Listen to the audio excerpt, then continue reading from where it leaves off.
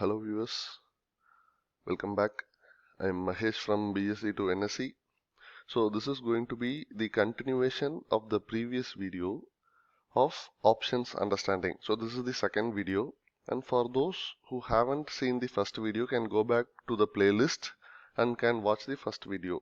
So the intended audience for the series is those who are completely new to options, for them to understand from very basics. Even for those who know options can watch this just to refresh.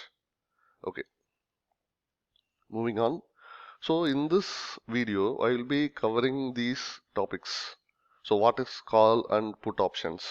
What is in the money, out of the money, and at the money definitions? And the option premium, what are the components that make up the option premium and how that can change over the period? Then moving on to options buying versus option selling. So there are people who do only option buying. There are people who do only option selling. So what is the difference between option buying and option selling? And the last slide is about how retail traders trade options mostly. Okay, so these are the topics that I will be covering as part of this second video in options understanding series. Okay, so let's get started. Call and put options. Everybody know there are two types of options in the market available.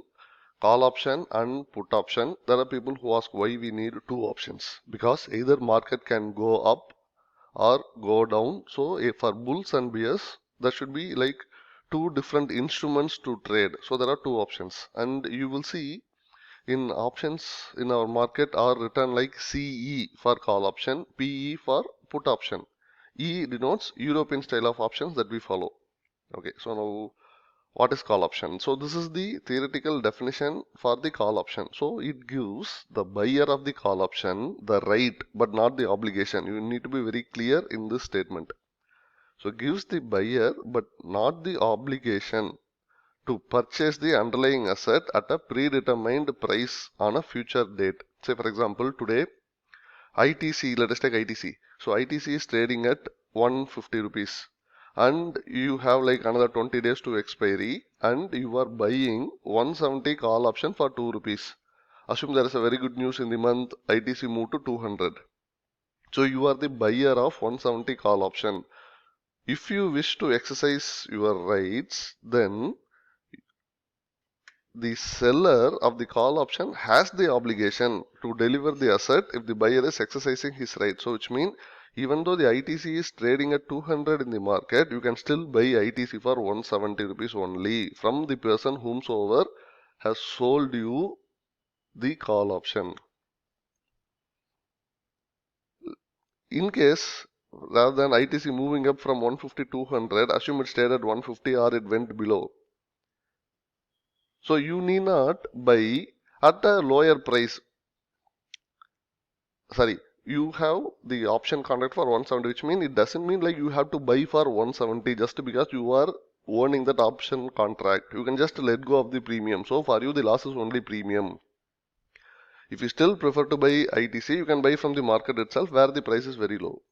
Okay, so this is the definition for call option and the definition for put option is straight opposite to this. It gives the buyer, I mean the put option buyer, the right but not the obligation to sell an underlying asset at a predetermined price on a future date. Same like call, the seller of the put option has the obligation to buy the asset if the buyer of the put option is exercising his rights. So again, let us take ITC. ITC is around 150.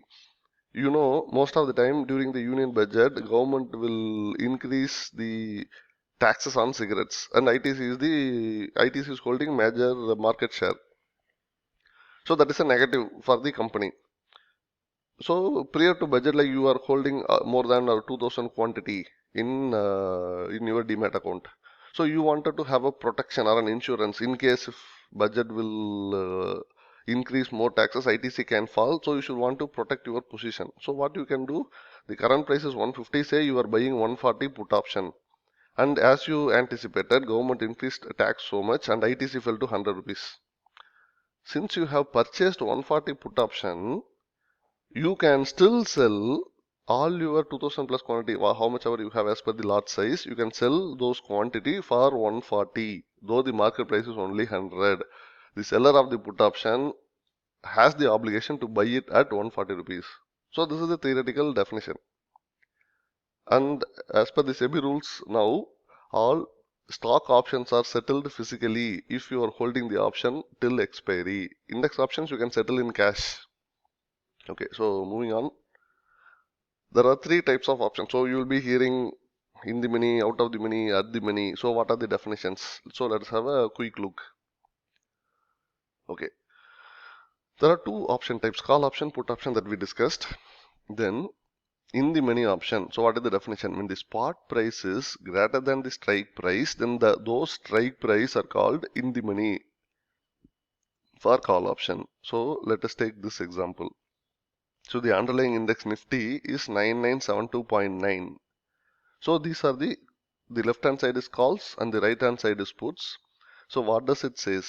So all the strike price, the spot price is 9972.9, that is greater than 9700, 9750, 9800, 9850, 9900, 9950. So all these strikes are lower than the spot price.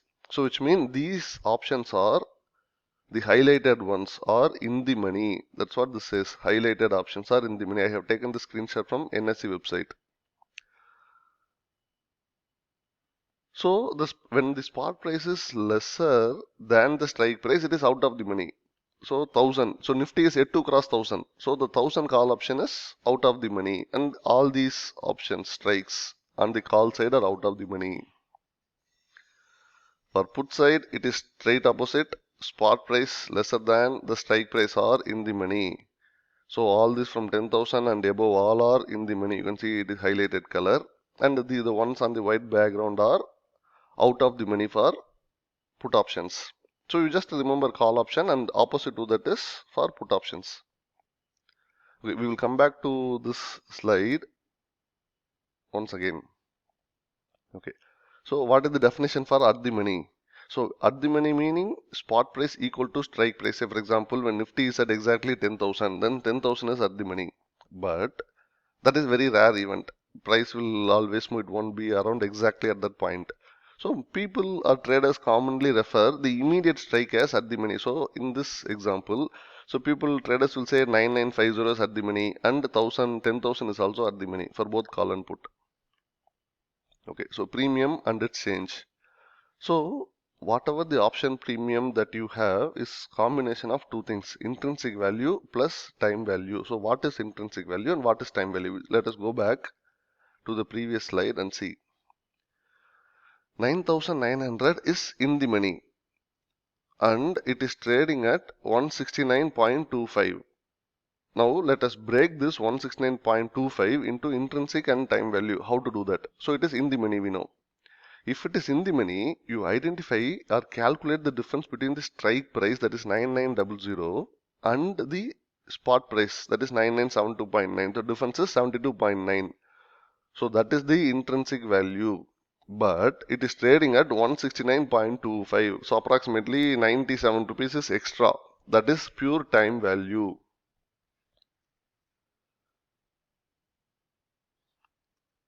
For in the money options, you have intrinsic value and the time value present in premium. So we know 10,000 and above all these call options are out of the money. For out of the money options, there is no intrinsic value. Everything is time value. For 10,000, 118.15 is pure time value.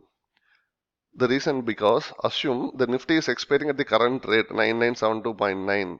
So what will happen? During expiry, the time value will fall to 0. Which because the time is up, there is no further time left in the contract, so it is expired. So all this will become 0 because these are out of the money, expire, worthless. And 169.25 will become just 72.9 because that is the difference between 9900 and 9972.9, that is the spot price. So all the time value becomes 0 during expiry. And if you go deep in the money, say 9700, what is the premium? It is 307.25. And what is the current price? 9972.9. So what is the intrinsic value here? 272.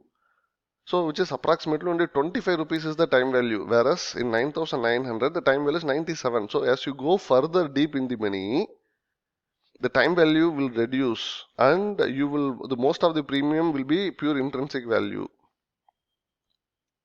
So you need to understand this difference. How much time value that you are paying. More the number of days left in the expiry, higher the time value. Okay, so moving on, this we discussed. So intrinsic value is 0 for all out of the money options. Time value becomes 0 for all out of the options at expiry. Okay, delta. So some people use option Greek. So you need to understand what is delta. So the change in the premium based on the changes in the spot price. So in the example that we were discussing, if Nifty moves 100 points in a day, if a strike price premium is increasing by 20 points, then delta is 0.2 or 20%, which means for every 100 point move, your option premium is increasing only 0.2 or 20%. So option writers actually use this delta to keep a stop loss. So it has various uses by the traders. Okay. So when spot price is going up, theoretically the call option should go up and put option has to go down. When spot prices is going down, call option has to go down and put option has to go up. So this is true only when volatility is constant or changing only little, because premium can change due to spot price going up or going down. Premium can change due to volatility. Because of the volatility, the prices fluctuate. When assume that the spot price is constant at a given rate, in that situation, ideally the call option and put option has to just reduce for the time factor. But when there is an increase in volatility, say 5% or 10%, VIX volatility index goes up, you will see both call option going up and put option also going up. So you need to have a eye on volatility when you trade options. Okay. Now, when the spot price is going up, you know call option is going to go up and put option is going to go down. So you are left with two different trades to take. Either you can buy a call option or you can sell a put option. But both has different outcomes in an actual trade. So let us see with an example.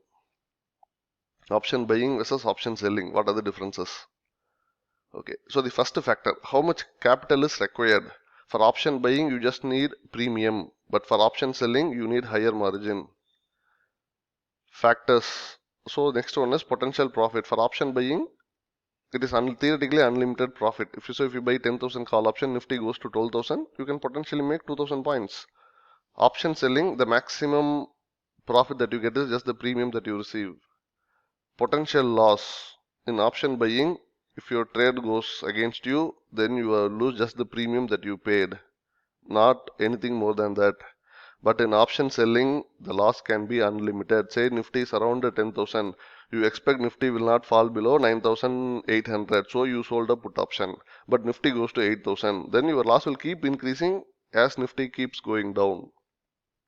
So without understanding the risk in option selling, don't sell an option. Okay, time decay.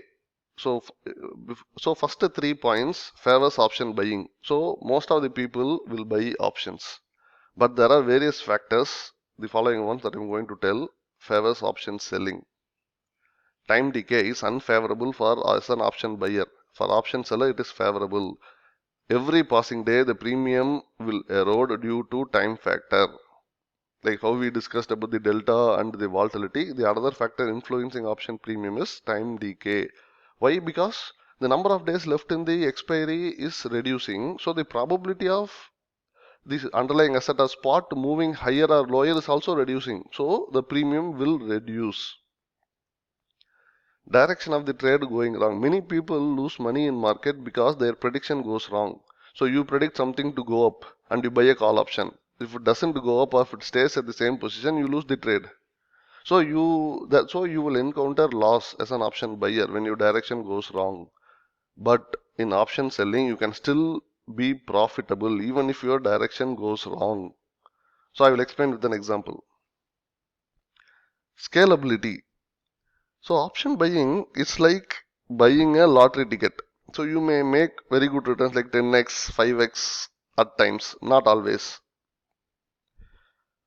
Just because you are able to make 5x, 10x at times, you cannot put, say for example, you have 1 lakh as a trading capital, you cannot buy options for 1 lakh. Because even if the spot goes in opposite direction by 2, 3, 4%, your premium will around 30, 40%. So it is not scalable for majority of the people. There are people who make good money in option buying with a huge quantity also, but number of people doing that is very, very less. You may see some people posting in Twitter like I buy this much option, I made this X, and your friends saying, so it happens once or it happens only for very few people, not for majority people. So if you have a huge capital, don't deploy all capital in option buying. Until unless you are an expert in market, don't deploy all the capital in option buying, either put option or call option. There are chances you lose most of the capital. But in option selling, the scalability is there. If you know the risk and you contain your risk, you can keep increasing the number of lots you sell to capture the premium. The other factor that impacts retail for many traders is greed. If you are an option buyer, say for example, in an expiry, you are just trading on the expiry day. Say Nifty is around 9,900, you buy 9,900 call option. If Nifty goes up to 10,000, so if you buy something for the 20 rupees, now it is valued at 100 rupees. You don't know. You already made 4x, whether you to book profit or you wanted to trail, you may wanted to wait. Some people wanted maximum profit. The greed will take over and again Nifty may fall back to 9,900 and your call option from 80 rupees premium can become zero by end of the day. So greed will impact option buyers. But greed has no place in option selling because the maximum profit is predetermined. Whatever the premium you collected, that is the maximum profit. You cannot increase beyond that. For those who cannot control your greed, you will not make money in option buying. You can make money in option selling. But if you can control your greed, then you can trade in option buying. Okay, so I was telling about direction going wrong and how to be profitable in the following slide. Assume a spot price is 190 for something and we have 20 days to expiry. Now the put option 170, which is 20 rupees less from the spot price, is trading at 12 rupees and the call option, again that is 20 rupees above the spot price, that is 210, is trading at 10 rupees. See, always put option will trade at a higher premium than call option because both are just 20 points away from spot, but put will be at 12, call will be at 10. Okay, and your view is bullish. So what can happen to the price? The possible price movements are it can go up, down or sideways. So 1/3 probability for each. So 210 call option buy. So the price has to move up, 1/3 chance of being correct if you buy that option. If you sell 170 put option, the price can move up or remain sideways, even fall to some extent will be profitable, which means the more than 2/3 of chance of being correct by taking this trade. Okay, so here in this case, if the option is going to the price is going to expire at 190, it didn't move up or down, then as a 210 call option buyer, you will be making all 10 points, that is 100% of the premium that you paid because that is out of the money. If you are 170 put seller, you made all points that you have purchased, that is 12 points. So you collected all 12, so you can keep all 12 because 170 put option is out of the money when the price is at 190. Say the price slightly moved up to 200, but still 210 call option is out of the money. Both are out of the money. Since you have purchased this, you are losing all 10 points. Since you have sold it, you collect all 12 points.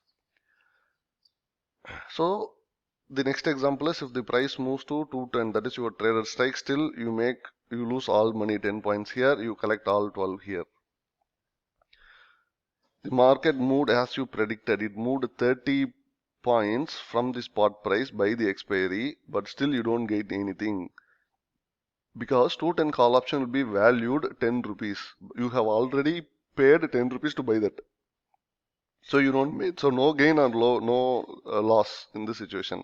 But still in this put option you gain 12 points. But if the price goes above 220, that is when you start making profits. Say if it expires at 230, you make 10 points here. Still in put option, you make 12 points. If it goes to 240, then your profit keeps going up, which means only from 190 to 230 plus. So only when there's a very big move, you make profit as an option buyer if you're holding till expiry. So let us take the other side of the trade. From 190 it fell to 180 as a call option. So this is where your direction of your trade goes wrong. You predicted it will go up, but it did not go up. So you are losing the money here. But as a seller, you still make money because 170 put option is still out of the money. Say it goes 170. It was at 190. You predicted upside, but it fell 20 points. But still, in the put as a put seller, you still make 12 points profit. If it goes to 158, as a buyer, you make 10 points loss. As a seller of this option, there is no gain, no loss because you collected already 12 points. If it goes to 148, you will be at 10 points loss. So your loss increases as the price keeps falling down. But the main thing that you need to observe here is, even though if you are right in your direction, that it moved up from 190 to 200, 210, 220, you still don't make any money. So as an option buyer, the probability of being right is already 1/3. In that 1/3 to succeed, the price has to move huge in your direction. Okay, so let's go to the last topic, the retail option traders. So following are the factors where retail option traders fail. So one, lack of understanding of options. You don't know how the premium moves, what is in the money, when to buy, when to sell. So the lack of understanding of options is the first reason where people fail. As an option buyer, if you cannot control your greed, you will never make money. As an option seller, if you cannot get out of your fear of that theoretical unlimited loss, still you don't sell options. For selling options, you need patience. And you need to understand the risk and you need to know how to contain your risk if trade goes opposite your position. Even after you learn the options, if you can control your greed and fear, still winning in option trading is difficult for retail because the retail traders are up against professional traders. All the prop desk, meaning the banks, brokers, institutions who use their own money to trade in market, they are called the pro or prop desk. So we are fighting against institutions. Institutions most of the time make money. Retail most of the time lose money. Because in trading, money is not generated, just moved from the people who are losing to the people who are winning.